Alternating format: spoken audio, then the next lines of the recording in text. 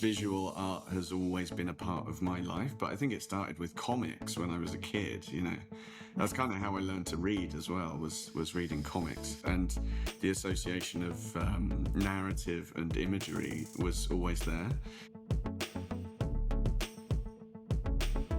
Curators would be talking about all the conceptual stuff. I'd be talking about, well, you can't hang that next to that because that's too noisy and that's too bright and that kind of thing.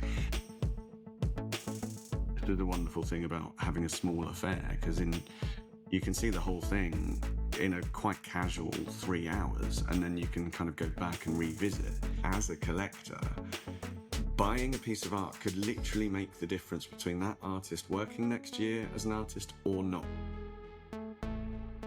Bonjour, Lee. Bonjour, ça va? Yes, I'm very happy to welcome you today for our conversation on the art market. What's your mood? I'm pretty good. I'm still a bit ragged from Frieze Week and Art Fair Week in London, where I promised myself I would take it easy, and I didn't. So I'm just gonna. Can give us some hints later on about what you saw and Yeah, of course. Yeah, it was a lot. It was really good this year, actually. Really interesting. There's a lot more kind of. I feel like there's a lot more risk taking going on. Nice. But yeah, we'll get into that. But no, it's really nice to spend a bit of time talking. So I'm looking forward to it. Great. So we're going to do the usual presentation round, but I want to take it from the beginning with something easy. Like if you have to describe your role to a kid, like to my 4 years old daughter, how do you explain what you do as an art fair director and as the Volta art director? Well, the way I explain it to people that don't know anything about art, it's a very international exhibition of contemporary art from galleries from and artists around the world. So it's held every year in Basel. And my role within that is essentially to find the galleries, to open up conversations with them and work out who they are and why they want to come to Basel, or why they might want to come to Basel, and kind of figure out the connections between the galleries, their artists, and potential audiences in Basel. It's kind of an international diplomacy role in a way. And during the fair, so I understand all other days of the year, you're connecting with galleries, trying to select the best one or trying to understand who would be interested in exhibiting at Volta. Yeah. During the fair, you're talking a lot. Like, what are you doing? Yeah, during the fair, I'm basically in the fair all the time. I mean, I have a background in as a contemporary gallerist, so you never really stop being an art dealer. So a lot of it is kind of, just making sure that everyone's doing well, making sure that people are being introduced to each other, talking to the press and talking to VIP groups, leading tours, that kind of thing. So I never leave the fair floor for the whole duration of the fair, which is fantastic. And it does kind of give you the opportunity to really get to know people and get to understand what they're doing and how they're doing and help them to do well. Because essentially this is about them promoting and selling their artists. So that's, my role is first and foremost to help these galleries succeed.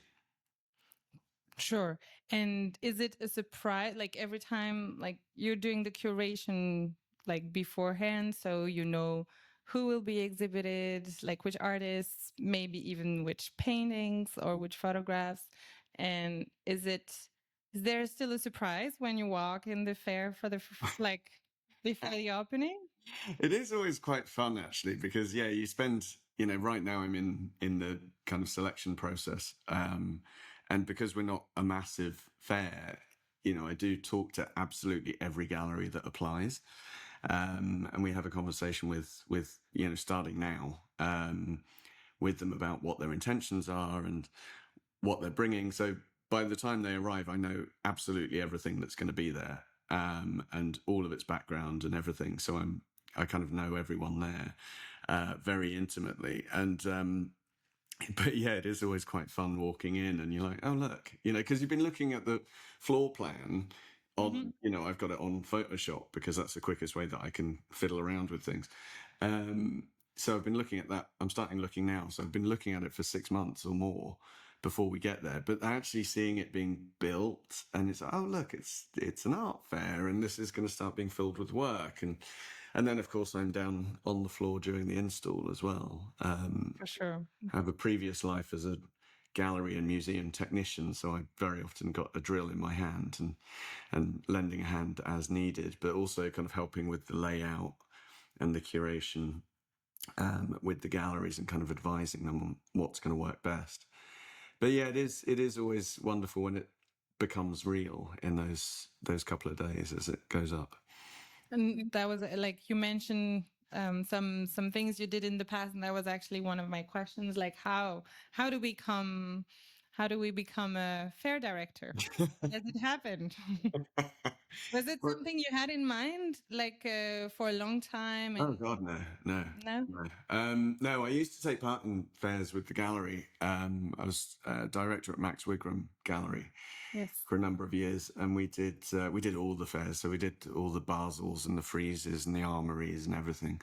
So I've spent a good portion of my life standing on art fair booths myself. Having been on the other side of it, I didn't think it would be much fun, and I thought it would be wildly complicated and very stressful. But actually, when they approached me about Volta, I was like, you know what? Actually, that's a really good fit for me because I'd been to Volta before a number of times. It was always next to Art Basel or at the same time as Art Basel.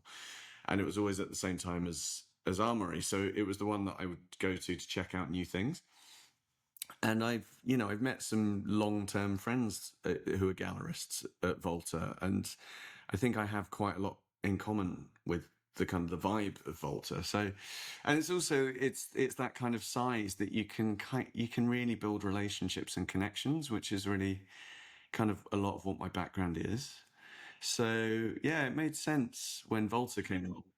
how many galleries are exhibiting at Volta?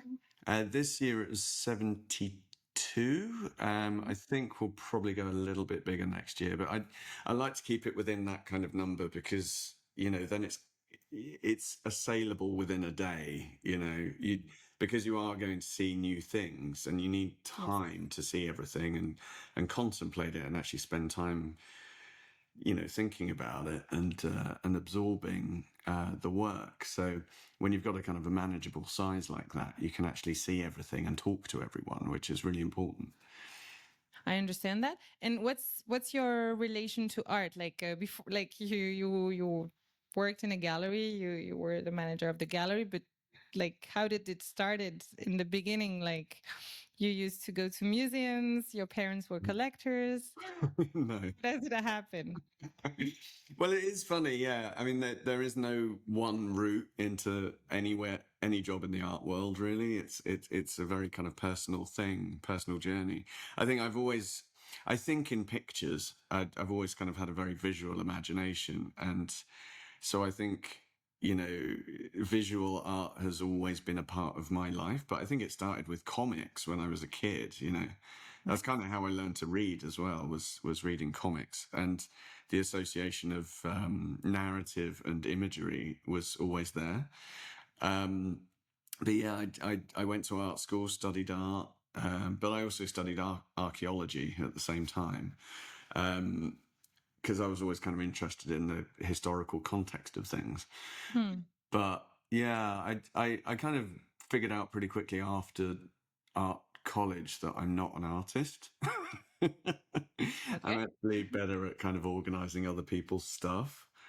So, having that kind of visual sensibility kind of lent itself to being a curator and the kind of, I think my personality type and also the fact I'm quite technical. I ended up working with the Tate as well, essentially a project manager for the artists. So while the curators would be talking about all the conceptual stuff, I'd be talking about, well, you can't hang that next to that because that's too noisy and that's too bright and that kind of thing. So one anecdote, I guess, that sums things up was Jenny Holzer at Tate Modern, and I looked after the acquisition of the work, and it was this huge, one of her kind of streaming letter things, but it was 4 meters high and 6 meters wide. It's a huge thing with all these letters, and it's flashing and all of this. And I'm up a ladder, checking connections and things on this one morning, and in comes the head curator of the Tate collection with some very subtle, beautiful screen prints that she'd done at the same time, with this army of technicians. And I kind of shouted down from my ladder. I was like, "Oh, morning." I was like, what are you doing with those in here? And he said, well, they're going to go on these walls and it's going to be really a brilliant conversation. So conceptually speaking, it really worked. And I said, have you seen this thing turned on? Because it's really quite hectic. So that's kind of the interesting thing about having a more technical mind, is that you do have to think in those really practical ways when you're putting things up, as well as conceptually, and I can kind of do both. And do you sometimes advise at the fair today a gallery how to operate their booth? Is it one of the things you do, or do you think Yeah. that's really on the gallery to do? Yeah, I mean, this is why you get to know galleries, because you get to know exactly where they are in their journey. A lot of them at Volta haven't been doing fairs that much, or even at all. They might have been running for a few years, but they've never done a fair. So that's why we have that conversation pretty early on about, what are your intentions, what do you need to do? What are you hoping to achieve? And a lot of that is about the hang. It doesn't necessarily make sense to hang everything, because you can't see anything. You need to give the work room to breathe. And, with some galleries, I will be standing there on the booth with them and they're asking me, like, what do you think? Does that one go well with that one? Should we leave that one out for now? Should we put that one in storage? Some of them are fine. They've been doing this a million times, and and they've sent me very detailed plans of what they're going to hang, so we kind of know where we're at. With other galleries, it's more, okay, we'll work it out on the day and see which of the selection works best in the space. Okay, yeah, you know whom to concentrate on and whom to advise, because you've been having conversation with them for a couple of months ahead, so Yeah. who will need your help. And if you have like one advice to give either to gallerists or an artist, like practical tip on how to see whether the booth is working or not, or whether it's good enough to attract visitors. I think it's about space. I think all of it is about space, personal space, mental space, and physical space. It's important that the works have a conversation with each other, and they can't do that if there are too many voices in the room. You do need to stand back and have a little moment with each work. There is a balance to be struck, because obviously fairs cost money. So obviously you want to make money just practically, you have to make the money back by selling the work, right? So you're thinking, okay, I need to sell, say, 5 things to break even. So let's hang 15 and maybe it'll work. It doesn't really work like that. It's much more effective to hang fewer things and give each piece the space that it needs to breathe and to be breathed with. It is a conversation between the viewer and the work, after all, and you can't have that if you've got 17 other works shouting at you at the same time. It's much more effective to hang fewer things. So there is a balance there. Yeah. And hoping that you will have to you will be able to sell, put the red dot, and be able to hang a new one. Exactly, because you can rehang, right? Yeah. And and the thing is, our audience is very discerning, and they do know what they're looking for, and they understand art. They don't need to be really told or persuaded, that's what they're there for. And what they do is they will go away and do their research. So that it's not like the old days where snap decisions are made just like that. People do spend a bit more time to think, and I think that's always been a thing in Switzerland and the German speaking, DACH region has always been very much more thoughtful than say, places like New York in the 2015s around there. It was a different time, but I think I always say to the galleries, make sure that you've got enough information to give to people, because they will want to go away and have a think about it, even if it's just for 10 minutes. Take it away from the booth, go and spend some time alone or with family or whatever, and talk it through and think it through. Send the picture to their friends or Exactly. family. Yes. And have that conversation, because, it is, at the end of the day, it's a very personal thing when you're having a conversation with an artwork, and you need the space to do that. And what would you say is the main difference for collector and potentially for galleries to sell a work at a fair instead, or compared to selling it during an opening in their own gallery, or when someone, like, what's the difference in terms of the process? Does it go faster? Is the story different? Well, you'd have to ask the gallerists about that. I think that's a personal thing. I think private views, most private views I go to, there's not a lot of selling going on. It's more a party. In my day, at Max Wigram, we would sell things on the opening day, but we generally do it before the private view, because the buyers would come in beforehand. They don't want to be making a decision with 100 people in the room drinking wine. It is a personal moment. But I as think, a fair director, what do you try to bring that in terms of experience that is different for a collector if they purchase something at a fair rather than at the gallery? yeah, I think a lot of that is to do with the kind of the extra programming.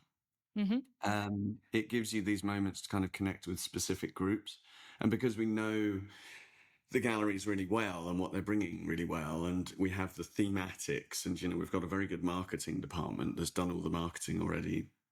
We've got a load of press. We had a huge amount of press this year. So we've managed to identify that if there's that group coming in, we should probably talk to them about this, that, and that, and give them those kind of contact points. And there's always things like tours, which are kind of a bit hit and miss sometimes, because it doesn't because you take someone to a booth doesn't necessarily mean they're going to buy from that booth, but at least they're in the room and they've had an introduction to the fair and the work, and they feel free then to go and make their own decisions. What you're hoping for in a fair, obviously, is that people are going to buy by the end of the fair, so that the galleries don't have to take the work away again. So Does it happen often that one of your collectors purchase works from different galleries and then it gives the whole purpose to a fair that various galleries are present? Or is it so that your visitors are usually going to one booth, one gallery, and purchase mostly from there?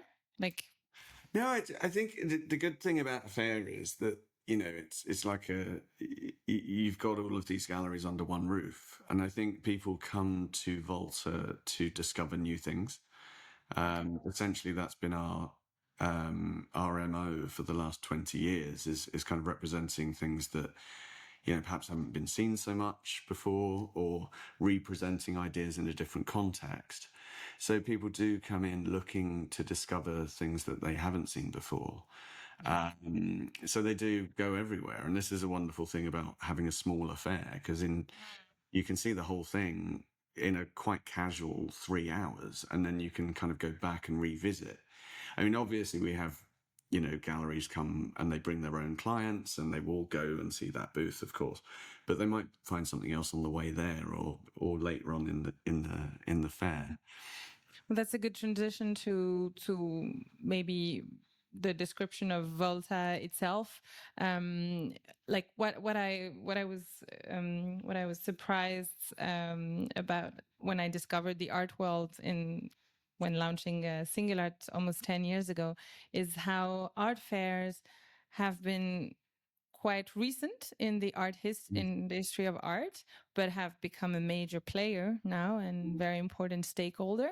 How do you explain that? And in that context, what's the positioning of Volta? You mentioned that people come to see something new, but what does it mean to see something new in the art world? Maybe if you could detail Interesting. that. Yeah. Well, it was founded. So we've been around for 20 years, which is Yes. a pretty big deal, actually, if you think about it. You know, because the art market is a fast-moving beast, and it's it's it's not insignificant that we've been around for 20 years. But it was started by Amanda Coulson, who's a gallerist who I just saw, actually. I just saw her gallery at 154 in London. And so she basically founded it with a bunch of other galleries as because they felt that there were certain artists or certain conversations or positions that weren't being well exposed in the general art market, that things were a bit repetitive or a bit, you know, there were too many kind of guardians of taste and knowledge. So they kind of tried to break out of that. And I think we've kind of retained a lot of that energy, that kind of creative and collaborative and collegiate energy. Our focus really is on it's kind of emerging, although I'll get into the fact that I hate that word, kind of emerging to mid-market. But I think what we have is a group of galleries who are really willing to kind of get behind artists from early in their careers and really push them to the next level and take them to new audiences. So you do see positions that are perhaps less, you know, less regularly seen in the kind of art market. You know, like this year, for instance, we had the Middle East North African Pavilion. We had, I think it was 6 or 7 galleries in there, and none of them had showed in Europe before. One of them had, but they'd shown in, it was just a Middle Eastern fair. But they'd all shown in like Abu Dhabi, Dubai, Qatar, you know, they'd showed around the region, but for some reason they'd never felt comfortable or confident enough to come to Europe. And that's amazing. That's just really incredible. We kind of created that space for them, and we had a curator from the region to help me to kind of, you know, work this, because I'm not from the Middle East. I don't know everything. So, you know, obviously. So I think a lot of it is, if you're going to discover new things, you've got to be really open to admitting what you don't know and asking for help. And part of that is building a network and building a collaboration. So a lot of it is, it's an interesting sense of discovery for me as well, because I in order to keep this thing going, I need help to be pointed in the direction of things that I might not know, because I'm from a particular background and education. So there are only so many perspectives that I personally can take. So it's really not up to me, a lot of this. It's up to me asking and saying, look, help me out here. You know, what haven't I seen before? Because that That's a very humble position. No, I think it's really important to stay curious, and that's something as an entrepreneur I always trying to stay curious to things, because this is how you innovate. But to be honest, this is not something that I've seen a lot in the art world. How people are trying to find the cutting edge and innovative. You often see people following a trend because maybe that's they're more secure about the money they're going to pay for is more secure. So it's a very interesting positioning. And I'm you are often mentioned as someone who is an influencer in the art world. So I want to see whether that's how you perceive that this is what you bring in trying to open maybe the more traditional Art Basel crowd to things that indeed they haven't had the chance to see before. Well, that's hilarious that I'm influencing. Maybe I'll get some free T-shirts or something from somewhere. But no, I think it does. You do need that kind of humility. I think We are actually in an interesting position right now in the art market where people are recognizing that the Eurocentric view is not the only one. You know, the last few years we've been seeing a resurgence of African art, and it's like Africa, you know, that massive continent with its own history and 54 countries, you know, so Africa, you know. So that's nice that that's starting to unpack a little bit. And, you know, there was a nice thing at Frieze, which was all about the African Brazilian diaspora. Great. So you had Nara Rosler there, but you had two galleries there that I'd never heard of. So great, fantastic. So those things are starting to happen, but that there is, you need collaboration for that to happen, and you need to admit that you don't know what everything. So one of the first things that I did when I started with Volta was form an advisory board, and they're on the website, and they kind of they rotate a bit, but essentially they're from all over the world, and they're basically, you know, either contacts of mine or contacts of mine from across my career. So some of them are collectors, we've got artists, we've got diplomats, people from, you know, that run business, like big business. We've got, curators, but, you know, they're not necessarily from the art world. They're people that can connect us to different areas, different markets, and different buckets of knowledge that we don't have, or I don't have. So that's really important, and that's been enormously helpful. And I think, you know, the Middle East North African Pavilion, I mean, obviously I needed someone to help me with that. I've been to, you know, I have dear friends in Beirut, and I spend quite a lot of time there, but I'm not from the region, so help me out here, you know. For sure. Um, and we did a Ukrainian pavilion in New York last year, that was in collaboration with an NGO that represents Ukrainian interests globally. So that was a great help as well. They also helped us to fund some of the galleries coming from within the conflict zone to New York, which they wouldn't have otherwise been able to do. Very nice.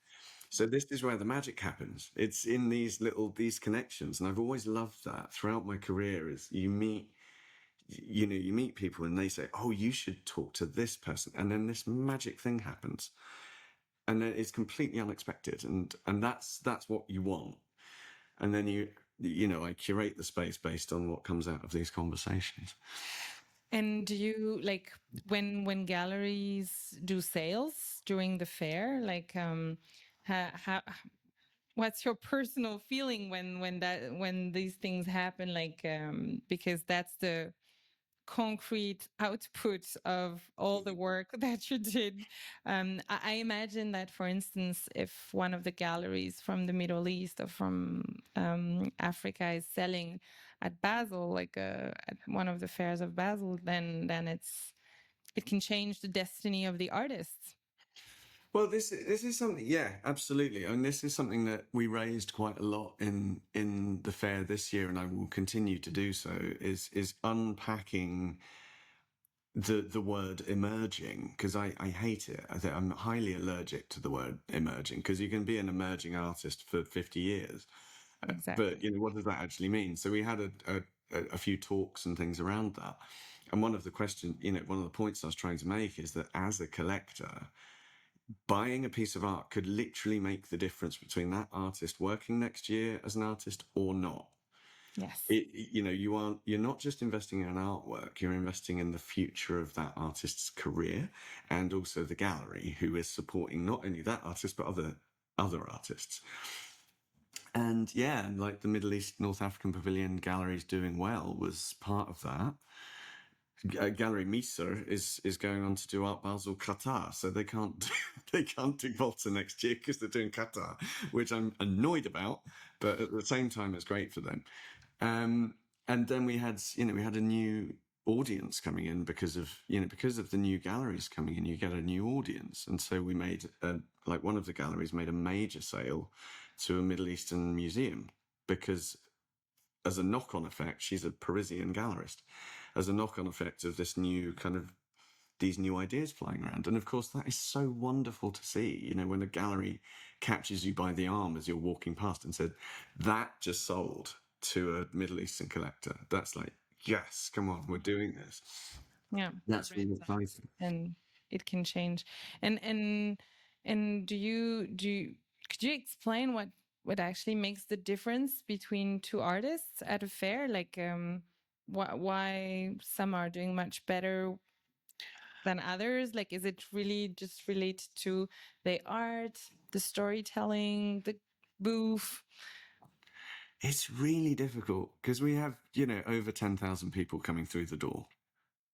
Some of them have never been to a fair before. Hmm.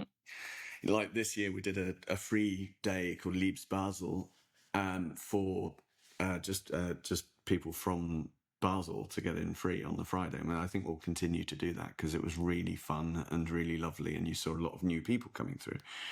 I imagine. So you can't, you can't predict what people are going to like ever.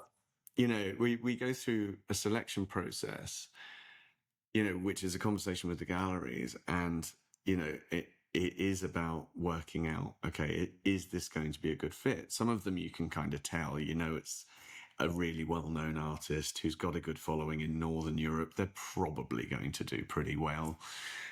Other galleries, you don't know. You just don't know. Hmm.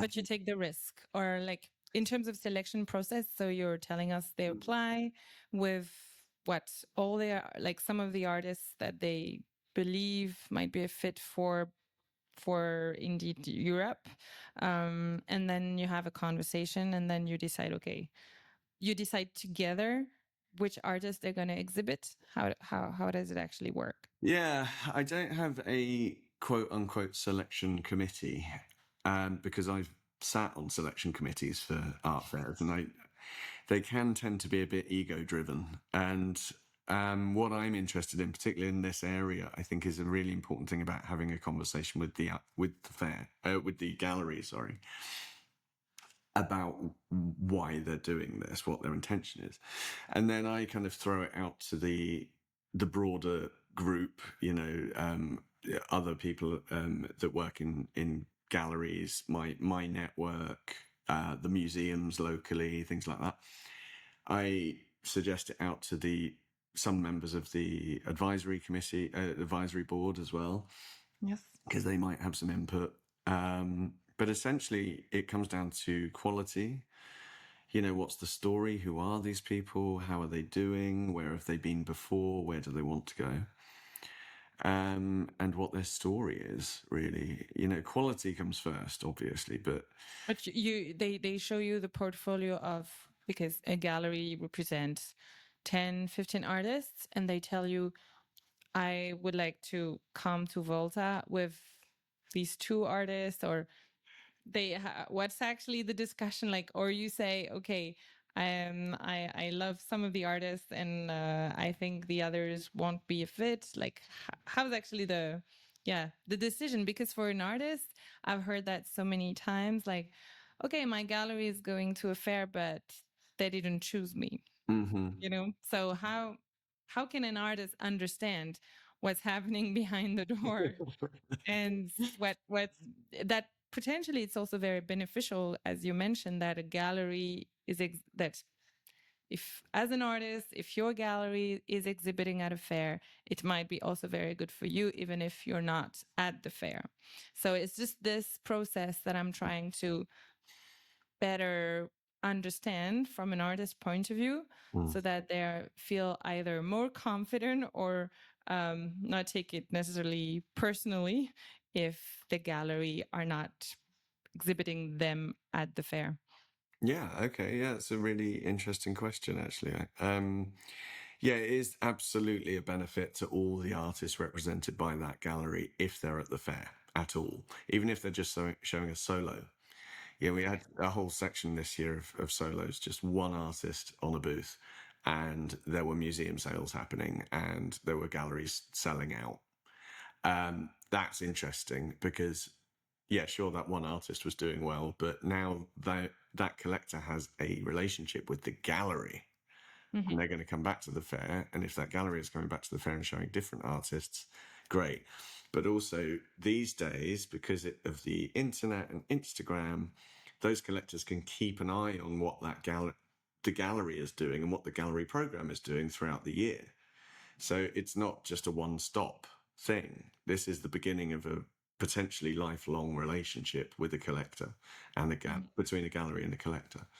Yeah. So yeah, it's absolutely a benefit. In terms of the selection process, as I say, I mean, we don't have ginormous 100 square meter booths.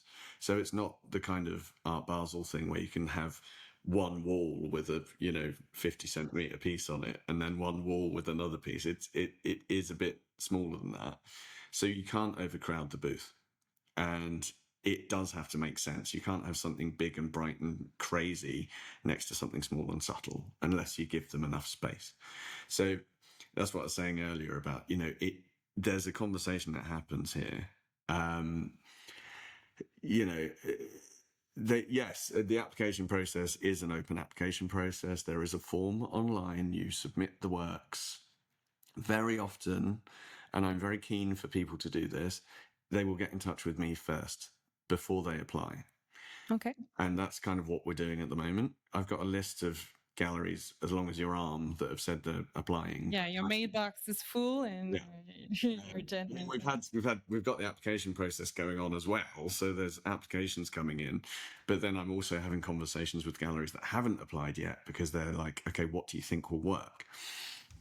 It's not a closed box. I mean, that was another thing that bothered me about doing fairs as a gallery, is that you spend a long time thinking about your artist selection and your proposal and your booth layout even. And then you submit it and you don't hear anything for 3 months. And then you get an email that just says no. And you're like, why not? That was a great proposal. And that's kind of annoying. You don't want that closed box system. We need to build a relationship with the galleries as well, because it might be that a gallery just shouldn't do it yet. Maybe they're going to overextend or whatever. And feedback is always a way to. Feedback's really important. So yeah. Yeah, and we are building a community here. This is part of what we do. It's very important that we work with galleries, and it's not. This is something that will help them into the future. I'm aware after having a 25-year career in the arts is that you see a show. You might remember that show for 20 years and you might get a chance to show with this artist 20 years later. So that's the wonderful thing about the art world. It is a community and it's an energetic and supportive one, and we need to be part of that. Interesting. And it just makes me think, I asked some artists to send me some questions for you. One of them is a good, I think it's a good moment now to ask. They were wondering how you would define a gallery in 2026, like maybe compared to what you've seen before, but they're curious to know what is a gallery. And there was a next question next to it, that do you think that the traditional business model of a gallery is still possible? Right, yeah. I think interesting question. One thing as well I told the guys in the marketing department to do is like, can we just do a ask me anything, and we'll do a live question thing? That'd be really fun, because these kinds of things are really important to hear as well. I think there's more diverse range in the kinds of galleries that we have. We've got artist run spaces that turned into a commercial gallery. We've got foundations that turned into a commercial gallery or have a commercial gallery aspect. We've got residency programs that ended up morphing into a commercial space. Interesting. Okay. Yeah. These are all represented in Volta. I mean, if you look down the list, there's a really huge range of different approaches. Yeah. I hadn't seen the residency part, but that's yeah. There's a couple of galleries doing. It's really interesting. So I think there is an awareness among people in the art world that you have to be a bit more, just a bit more creative. It's not just about getting a building and hoping people walk in. You have to be a bit more kind of out there and creative and have some different approaches. I think the cost of things is a major factor in that. Even when I was, because our gallery was on Bond Street in London, and it's enormously expensive, and it's even more so now. It's just kept climbing and climbing. So you have to be a bit more diverse in your approaches, and I think we're seeing a lot of that now. We have a lot of galleries that don't have a fixed location or address. We have things that are kind of a collective of different artists, but they all have a space, or they're curating different things. There's a lot of different ways of doing it now. I think there have been various ups and downs in the market, and the market always, at this level, always survives and thrives because it has the agility. It has the ability to move around and kind of switch and pivot a little bit more than the larger galleries. And you are seeing now collaborations between the very big galleries and much smaller galleries, because the bigger galleries have got their programs and they're dedicated to a certain thing. They don't necessarily have the time or the resource to find new interesting artists. So you see actually these collaborations between very big galleries and much smaller ones, which I don't know if that's new, but it's something I'm seeing a lot more of. Okay. And do you think it's something changes for the artists in that context, or how, again, like from an artist perspective, how should they get prepared for what's coming next, and if there are major evolutions, what would you recommend to an artist? Well, I always say, the best way to be seen is to be seen. I think, I know it's difficult sometimes for artists to get out there and get seen, but that's always going to be the first step. Go to shows, go to things that you don't think you'll like, and just try and get your work shown, get together with other artists, take over an empty shop front. It doesn't matter. There's loads of empty locations. There's really good groups. There's a lot of energy among artists to get their work out there, and that's always the first step. And that can be online. Make sure your Instagram's up to date. Make sure that your website's, because a website is useful. It's a good, people don't tend to go straight there anymore, but they'll go to your Instagram and then they'll do further research. I think you have to trust that people love this and want this, because they do. And art is personal to everyone, and there is this kind of like doomsaying at the moment about the world in general and the art market. I'm much more optimistic than that. Good to know. Yeah, I think the thing is, I've been working in war zones, and I've been working with deprived communities, and the first thing that you turn to in times of crisis is art. You listen to your favorite music, you go to a play, you go to a gallery, you sit with a painting, that's what you do. You And recharge intellectual batteries, or like actually, and emotional. you find solace and meaning in this stuff. And that's, everyone actually really wants this. There is a community out there that is begging to see good art and have it in their home. I think actually particularly in their home post-COVID, because I think we're all spending a lot more time at home. I'm in my little studio at home. So we want nice things on the wall as well, and we want things that mean something personal to us. So I think that's on the climb. I think that, this whole idea of buying things to flip them later is on the decline, which is why we're seeing a dip in the top of the market, because people aren't spending millions on things that they think they can sell later. It's much more about the middle market, where people are buying things for personal enjoyment. And leads me to a question about the price point of Volta, and because this is one of the questions that I get the most frequently, like, how do I price my work? This is from the artist point of view, but also from a collector point of view.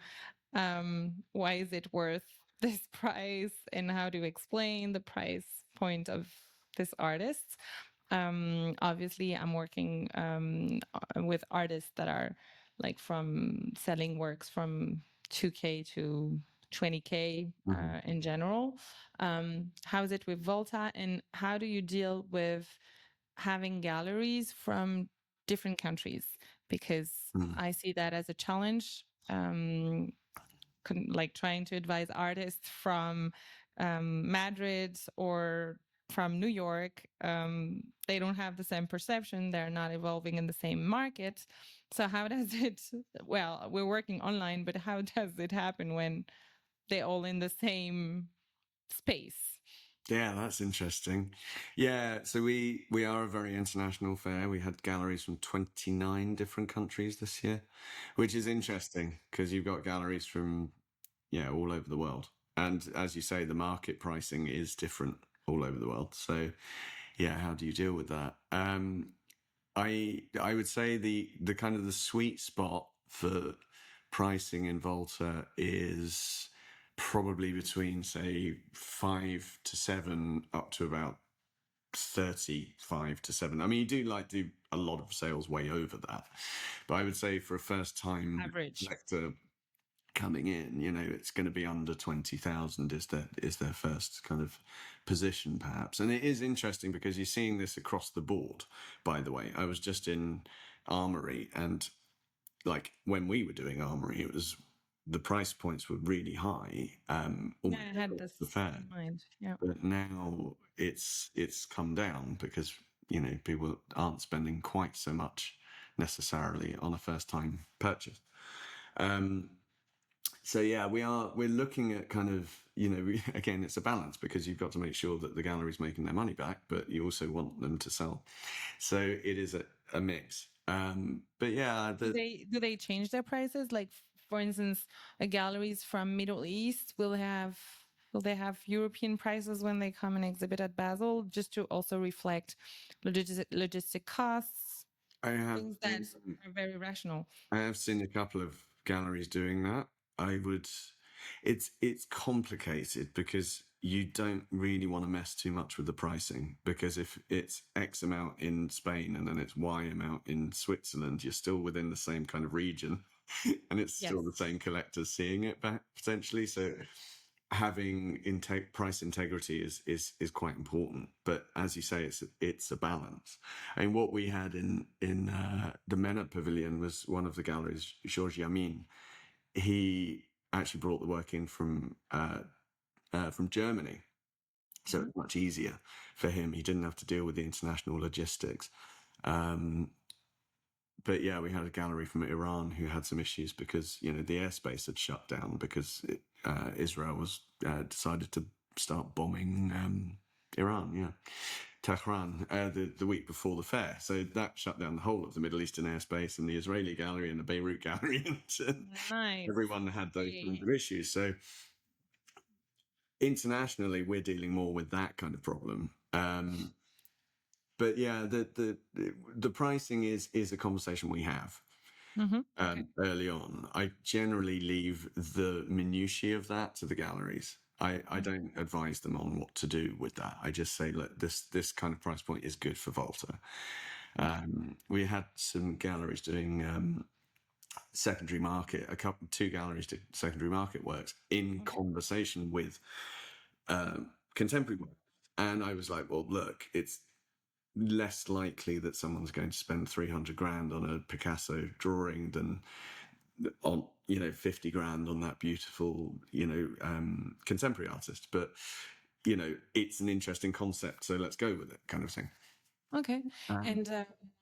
And anyway, I guess for a contemporary artist, it's quite valuable, or it makes a lot of sense, and it's very nice to be exhibited like in front of a Picasso. Like, I mean, it can just bring their value higher. Yeah, I it imagine. made conceptual sense as an exhibition as well, so it all worked. And so I know that some galleries don't show their prices in their gallery. I mean, this is, for me, has been one of the major question mark in when I entered the art market. Why don't you show the price? How is it at the fair? Do is it open or do you I ask? I advise that everyone shows their prices, and I also advise that everyone have printoutable or at least quickly emailable PDFs of the entire price list of everything on the booth and everything that they've brought with them, Yes. for the aforementioned reason that people want to go away and have a think about it.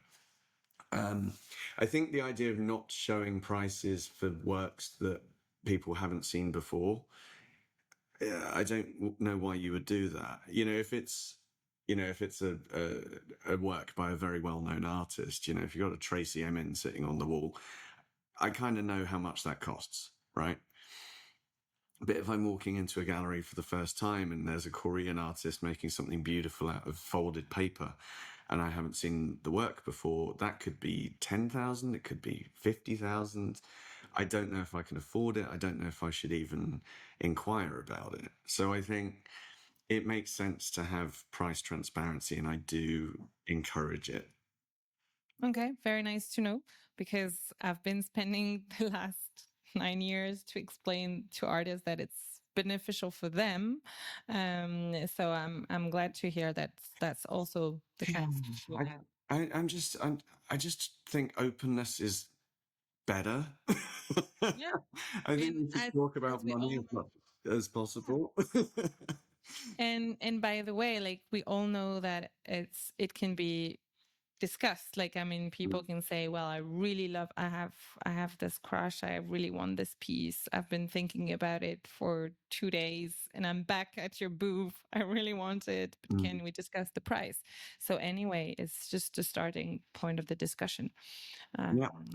I think that's something that many new collectors are not feeling very comfortable doing. Mm. But I realize that the fact that we are allowing this process um, easily online has brought more and more people being confident and actually asking for debating the price. So Yeah, I think what we try to do at Volta is really create an environment in which people feel comfortable with talking and asking questions. mhm, It's really, really important. I actually curate the space based on personality as well as content, because then you end up with galleries next to each other that really get on and really kind mm, of maybe have things in common, or they have cross pollination, cross collaboration ideas. I introduce all the galleries to each other as soon as we know where they're all going on the floor plan, so several months before the fair, so that by the time they get to the fair, they've kind of had a chance to research each other and know each other a bit. And that creates this environment where everyone feels comfortable and welcomed. mhm, mhm. So yeah, so those conversations. Like a team, you're creating a team for a couple of days. Yeah, exactly. And we try to have events specifically just for the galleries. And last year we did a collaboration event with the galleries from Photo Basel as well, another fair in Basel, and that was great fun. It was, you had 200 gallerists there, having a glass of wine together, and it was really special. Yeah. It doesn't take much to create the opportunity for a community to take shape. Mhm. And that feeds back to the audience as well. If they feel like everyone's there working together, then they find it much easier to have those kinds of conversations. Interesting. Interesting that something that might not be seen, not be visible, which is the atmosphere and the feeling of the fair, actually creates an environment Mm. that drives conversation, potentially drives sales, Yeah, and at it's least the vibe. brings attention to the artists. Yeah, yeah, yeah. You got to get the vibe right. And I think part of Interesting, the but that's a magical. That's you were talking about. Like this is how the magic happens, but this is indeed yeah, non-tangible. yeah, absolutely. Interesting. And what would be your dream for the next edition then? Oh well, it's all kind of coming together because I'm seeing all the galleries kind of coalescing. We don't have a gallery list yet because our applications are still open for another 2 months.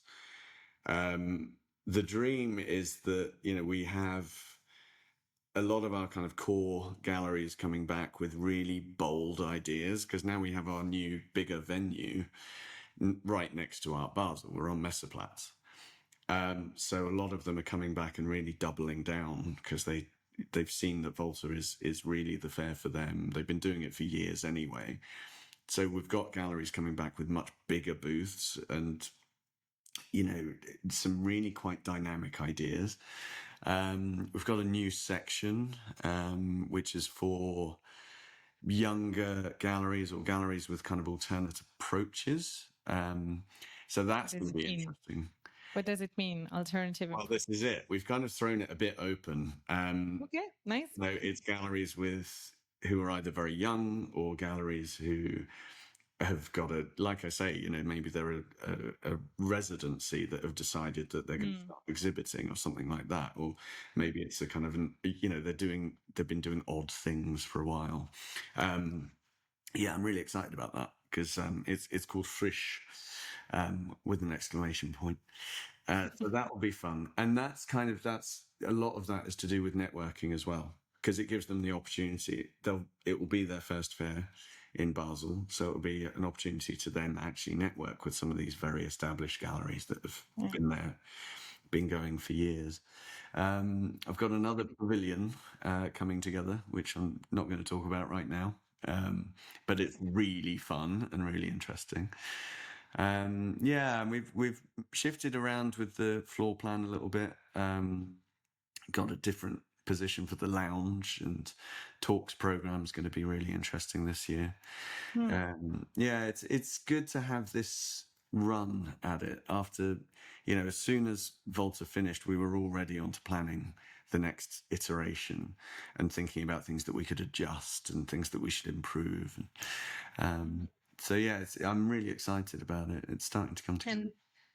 And the fact that Volta is as they say, key satellite fair in Basel, like what does it bring compared to, I don't know, a fair that would be completely disconnected from one of the biggest fairs? Yeah, I think, as I was saying before, it's a very different vibe. I think, if you've been in Art Basel, you know what I mean. It's its own thing. It's much, much bigger. It's got a different kind of level of work. You come into Volta and the vibe is just totally different. And I think, I guess you're able to attract people who are coming for Basel and still make in terms of marketing and in terms of collectors, you're able also to attract these collectors, which is yeah. I think, officially speaking, I think 1/3 at least of our visitors are Art Basel VIP holders, although it might be higher than that, because they're just the ones that showed their Art Basel VIP at the door. Yeah, I think, we're right there. We're right next to it. So you can see different kinds of work and different approaches. I think we're a very different fair to Art Basel, and we're very different to Lister as well. But we have, that gives people more to see. I don't think we're a competition for either of those fairs. We're quite a different thing. So that's quite nice. So you get a different kind of a conversation going, and I think the visitors to Basel will visit all three, and June as well, and Photo Basel, of course, which is another different thing because it's photography. So we offer variety. It's not just a repetition of something that's happening at the other fairs. And maybe like just it's I don't ask you for the exact numbers, but how do you deal with diversity in your program and in terms of female, male artist representation, artists from different countries? You mentioned that you have pavilion, etc. But how do you deal with the fact that you're fair, your window for artists, and you want to show, I guess, the diversity? Yeah, I think it just comes out of that sense of curiosity we were talking about earlier. In terms of female galleries, I think we have over 50% female owned and over 50% female artists. That isn't Nice. necessarily deliberate, it's just happened through the conversations that we've had. We have some galleries that exclusively show female artists, which is interesting. But yeah, I think it just comes out of that curiosity and that questioning. I want to see new things. I want to learn new things. This is what I'm here for. Mm-hmm. Mm-hmm. Okay. No, I guess it's probably in the DNA of Volta to show what's new and how the art will looks like. So Yeah, and you've got to face up to the challenges as well. You've got to do things that you think might be a bit difficult. How do you represent these positions within a European fair? And I'm that English white bearded bloke who just looks and sounds like an awful lot of people in the art world. So you do have to kind of face up to what you don't know and be ready to take a couple of risks because they're important. That's how progress is made. interesting. And maybe last part of the conversation, I wanted to switch to maybe like more like what digital brings to the art world. Obviously, as an online art gallery, we're very interested and committed Mhm. in making digital a channel that is working supporting artists throughout the year. What's your personal opinion? I know you have launched the first virtual online museum of art, so I guess that you think digital is a great tool for promoting art. But so your personal view, and maybe for Volta, do you have a specific online, I don't know, program, or do you do things online? Yeah, I mean, I think there's an enormous revolution has happened in the last 5 or 6 years. COVID had a lot to do with it because the art world was always a bit slow to get onto the benefits of digital and online. When I say a bit slow, incredibly slow. Yeah, I worked as director of VOMA, which was the Virtual Online Museum of Art. I think it's still online. But the idea there was really to bring, it was just using new technology. So we were using game engine to create a 3D environment that you can actually look around. It's photorealistic to look around in browser, and it was the first time that's ever been done. And it just so happened that the technology came to that point around COVID when all the museums closed. So we actually rushed it through, and we had the Good second timing. lot. Yeah, just lucky for us, really. But the second lockdown in November 2020, we had a second lockdown in the UK, and I think it was across Europe. And again, all the museums had to close, so we just launched early. We were going to launch the following year after a bit more development, but people needed art, and it was enormous. Yeah, we had more visitors than Tate Britain and Tate Modern combined in the first week. Um, so I mean, when they were actually open. Yes. I mean, obviously we had more than them Yeah. that week, but no, I think for us that was a non-commercial thing. It was a completely non-profit, but for us it was an opportunity to have a quality online interaction with art, and I think the sophistication of the online environment has grown enormously, and you can actually enjoy art in a way that you couldn't before. And I'm a huge advocate of it. I think that the thing that we forget very often in the art world, such as it is that not everyone has access to a gallery or a museum, unless you're living in a urban centre and Yes. you have a certain education, it's very unlikely that you'll ever go to a gallery. Yeah, I couldn't agree more. Yeah, yeah, yeah. And this is something we have to remember. And I started a charity called the 16 Trust for kids from deprived backgrounds to kind of give them a bit of a leg up into the creative industries, because they just had they'd never been to a gallery. They wouldn't even think about it.